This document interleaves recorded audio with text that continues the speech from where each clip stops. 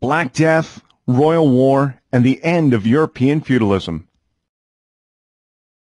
As you view the following presentation, complete the student resource, End of Feudalism Graphic Organizer. Using the information presented, record information and respond to these questions on the organizer. What role did this event play in the decline of feudalism in Europe? What were the results of this event for the people of Europe?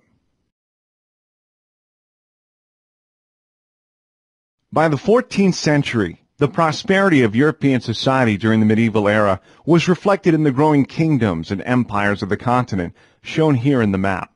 However, these so-called High Middle Ages came to an end due to a variety of factors.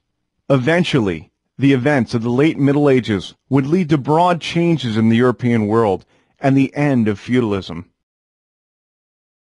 Feudalism was a social system in which land was given by kings to nobles and vassals who ruled over mostly peasants with military protection of knights. Shown here are peasants working on a noble's land in the manorial system of farming. The end of the feudal system would change the lives of all Europeans, rich or poor. These changes were similar to the shifts in social structure at this point in history in other areas of the world, such as China and Japan. One of the key factors that led to the decline of feudalism was the chaos created by the Black Death, the name given to a severe outbreak of plague during the mid-1300s. The Black Death started in Asia and spread along trade routes throughout European towns and villages, killing many and leaving social disorder for those that survived.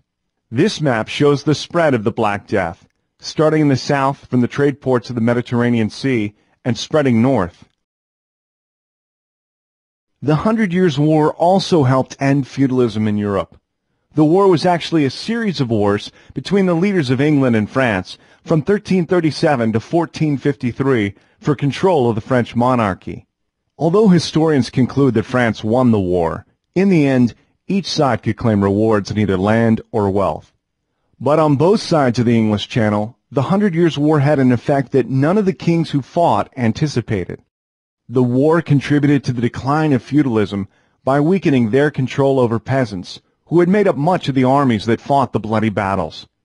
The painting here shows the Battle of Crécy in France, in which new weapons, such as longbows, proved to be more powerful than older medieval fighting methods. There were other factors that also led to the decline of feudalism in Europe during the medieval era.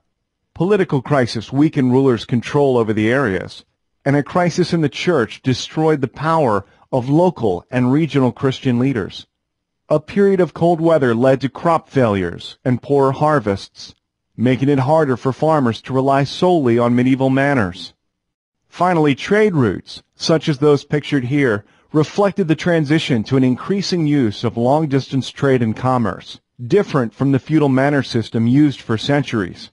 Trade led to the growth of markets in towns and a decline in the influence of manners. The end of the medieval era signaled the start of Europe's rise as the key player in the expansion of travel and trade around the world. The influence on events in Africa, the Middle East, Asia, and eventually the Americas can be traced back to the decline of feudalism and the shift in European politics and society. The Wald-Seemuller map, created in Germany in 1507, reflects this shift to a more globally connected world. It is the first known map of the world to include a reference to America as a landmass. You have completed the mini-lesson. Please close the window to return to the lesson.